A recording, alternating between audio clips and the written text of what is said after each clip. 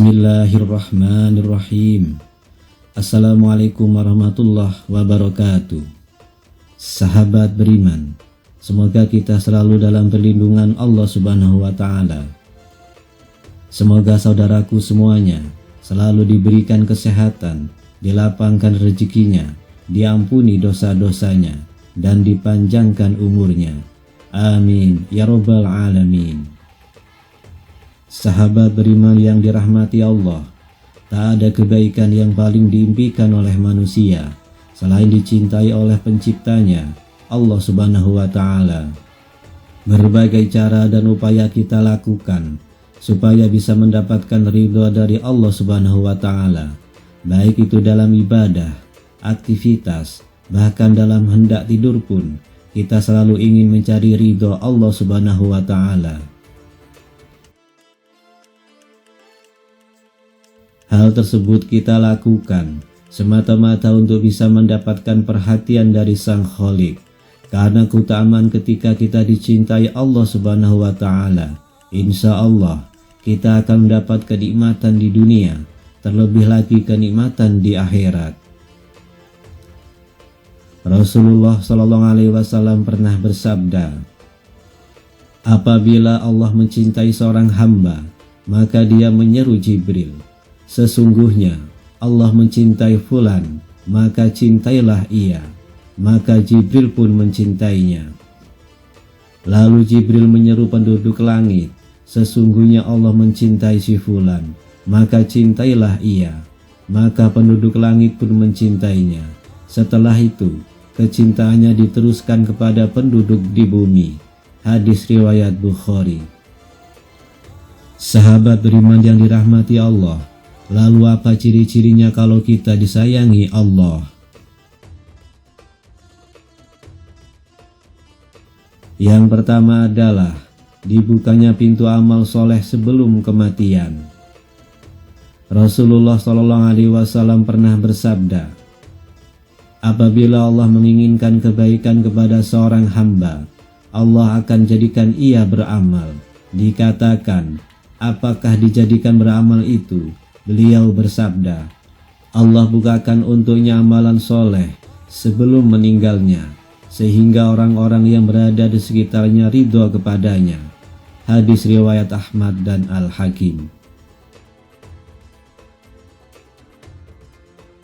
Dari hadis tersebut sudah jelas dikatakan bahwa jika Allah menghendaki kebaikan pada hambanya, maka Allah akan menjadikan hamba tersebut beramal soleh sebelum wafatnya, dan menjadikan hamba tersebut senantiasa bertaubat kepada Allah Subhanahu wa Ta'ala atas segala kesalahannya dalam setiap nafasnya,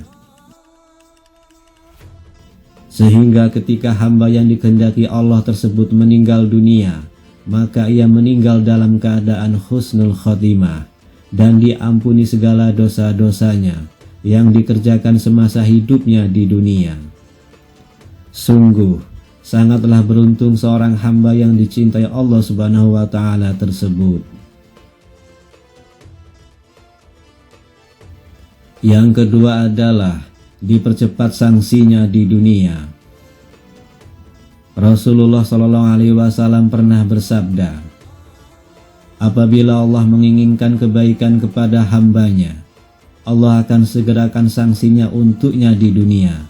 Dan apabila Allah menginginkan keburukan kepada hambanya, Allah akan membiarkan dosanya di dunia sampai Allah membalasnya di hari kiamat. Meski salah satu tanda seorang yang dicintai Allah Subhanahu wa Ta'ala adalah dipercepat sanksinya di dunia, akan tetapi kita tidak dianjurkan untuk meminta kepada Allah agar dipercepat sanksi kita di dunia, karena belum tentu kita akan sanggup untuk menghadapinya. Ada kisah menarik yang mungkin bisa menjadi pelajaran untuk kita semua. Dikisahkan dari Anas radhiyallahu anhu, Rasulullah SAW pernah menjenguk seorang laki-laki muslim yang sedang sakit parah, sampai kurus dan lemas seperti seekor burung kecil. Kemudian Rasulullah SAW bertanya kepadanya, apakah kamu pernah berdoa ataupun memohon sesuatu kepada Allah?"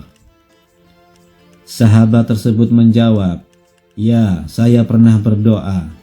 Ya Allah, ya Tuhanku, apa yang akan Engkau siksakan kepadaku di akhirat kelak, maka segerakanlah siksa tersebut di dunia." Mendengar pengakuan itu, Rasulullah SAW pun berkata, "Subhanallah, mengapa kamu berdoa seperti itu? Tentu kamu tidak akan tahan. Mengapa kamu tidak berdoa? Ya Allah, berilah kami kebaikan di dunia dan kebaikan di akhirat, serta peliharalah kami dari siksa neraka." Lalu Rasulullah SAW berdoa kepada Allah untuk sahabat tersebut, dan akhirnya Allah pun menyembuhkannya. Hadis riwayat Muslim. Sahabat beriman yang dirahmati Allah, mungkin dari kisah tersebut kita sudah ada sedikit gambaran bahwasannya siksa akhirat sangatlah berat. Untuk itu, kita tidak dianjurkan untuk meminta sanksi siksaan tersebut semasa kita masih hidup di dunia. Akan tetapi, kita sangat dianjurkan untuk terus dan selalu berdoa, memohon ampunan kepada Allah Subhanahu wa Ta'ala, agar diberikan kebaikan di dunia maupun kebaikan di akhirat. Dan semoga kita semuanya bisa dijauhkan oleh Allah Subhanahu wa Ta'ala dari siksaan api neraka. Amin ya rabbal alamin.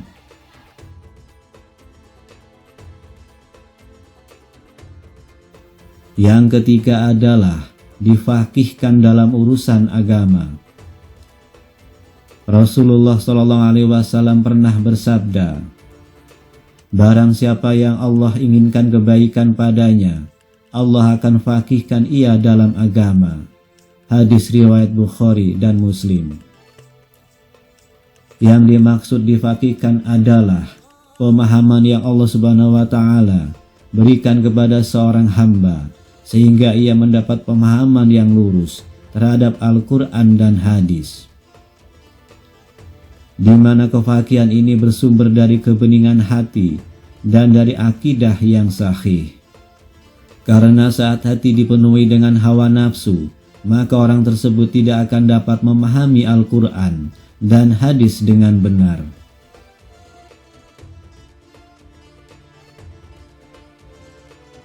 Lalu yang keempat adalah diberikan ujian, cobaan.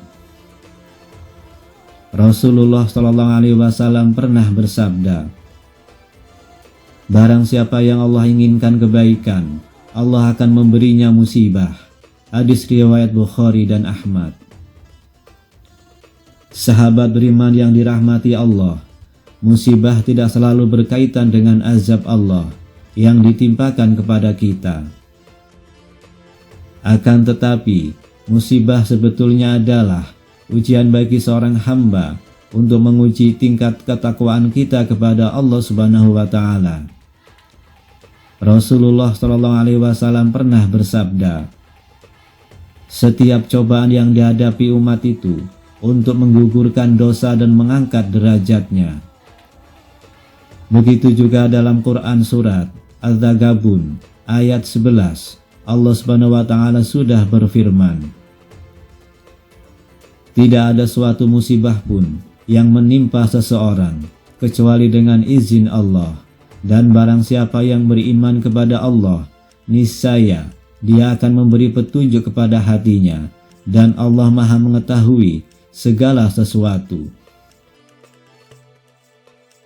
Dalam ayat tersebut sudah jelas dikatakan bahwa semua ujian datangnya dari Allah Subhanahu wa Ta'ala, dan bagi siapapun yang berserah diri ketika mendapat ujian dari Allah, maka Allah akan memberikan petunjuk kepada hati orang yang sedang diuji, supaya mendapatkan kebaikan dari suatu ujian tersebut.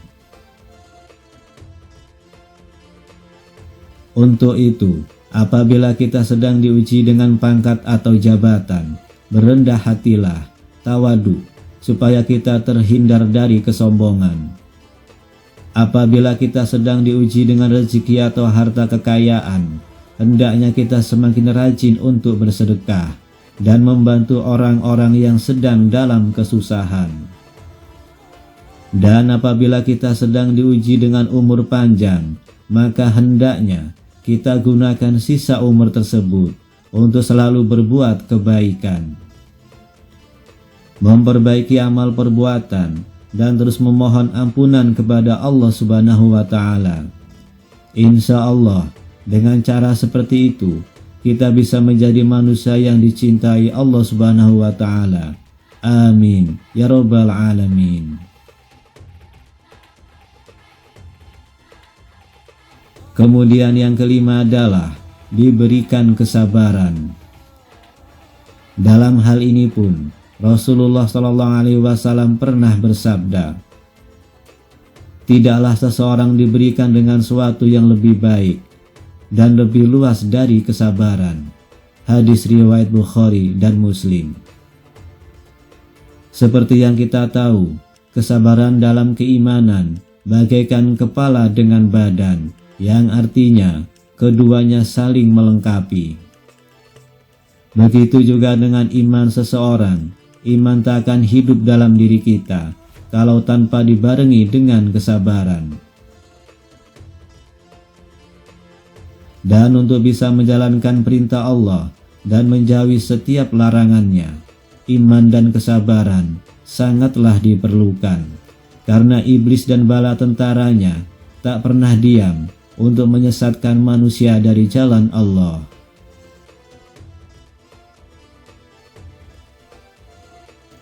Untuk itu, mari kita semuanya berdoa, semoga kita semuanya bisa menjadi salah satu di antara hamba-hamba yang dicintai Allah Subhanahu wa Ta'ala. Amin ya Rabbal Alamin. Wallahu a'lam bishawab.